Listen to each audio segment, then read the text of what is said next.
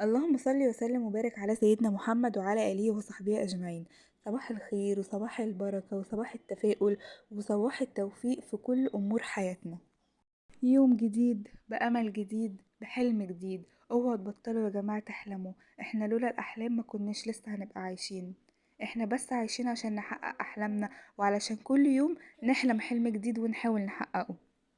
المهم، تعالوا نبدأ وصفتنا النهاردة، وهي الكفتة. الكفتة ليها طرق ما تتعدش، بس الطريقة دي لو جربتيها عمرك ما هتبطلي تعمليها، لأنها طعمها تحفة وبتضاعف كمية اللحمة المفرومة اللي انت بتبقي حطوها. بصوا بقى يا جماعة، أنا هنا عندي كمية لحمة مفرومة يعني في حدود ربع كيلو. حطيت عليهم بصلتين كبار مبشورين، مش بشر ناعم قوي، ولو بشر ناعم قوي هتضطري تزودي في المكون الرئيسي بتاعنا وهو الفيجيتار، لان احنا هنا شغلتنا نعادل السوائل مع المكونات الجافة علشان تبقى الكفتة طالعة معاكي قوامها مظبوط وما تفكش معاكي، ولا في السوا ولا في التقديم ولا حتى وانتي بتصبعيها.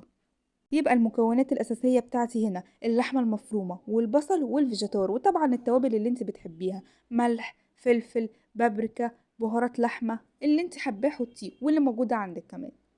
انا اديتهم تقليبه كده بالمعلقه الاول، واول ما لقيت المكونات اندمجت مع بعض لازم طبعا تتعمل بالايد، اعجنيها بايدك. هنا بقى انا صبعتها بالمسنه لان ما كانش عندي اسياخ. وعلى فكره طريقه المسنه دي حلوه قوي قوي قوي. المهم تاخدي بالك وانتي بتصبعيها انك تحطي كميه الكفته تكون كتير، ما تكونش حتت صغيره كده، لا احنا هدفنا الاساسي ان احنا نخليها شبه الطعم وشبه الشكل كمان اللي بنشتريه من بره. ده طبعا باختلاف طريقة السوا، لان انا ما اعتقدش ان ناس كتير بتسويها زي ما انا هوريكم دلوقتي.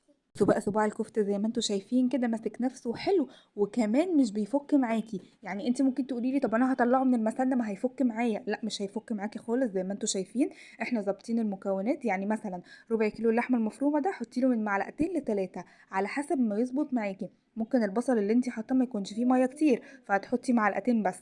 اما لو في ميه كتير، لان انا بشيل البصل في الفريزر زي ما كنت قايله لكم، فاحتمال كبير ان هو بيكون فيه ميه كتير فبحط 3 معالق فيجيتار. هنخلص بقى الكميه كلها مع بعض. شايفين يا جماعه؟ شايفين الشكل والجمال؟ هتبتدي تطلعيها من تحت لفوق كده وهتفرديها معاكي، هتتفرد ولا هتفك ولا اي حاجه. يعني بصوا انا بعد ما اطلعها بتكون دخلت كلها في بعض، بفردها تاني ولا بتفك ولا اي حاجه. هناخد الجريل بتاعنا ده بقى على النار، هنحط عليه حوالي من معلقه لمعلقتين سمنه على حسب برضو انت بتحبي الدهون ايه. كده كده الكفتة بتنزل دهون. ريحة بقى في الوقت ده ما اقولكوش على الجمال. اهم حاجة اوعي تقلبيها الا لما تكوني متأكدة ان هي استوت من تحت.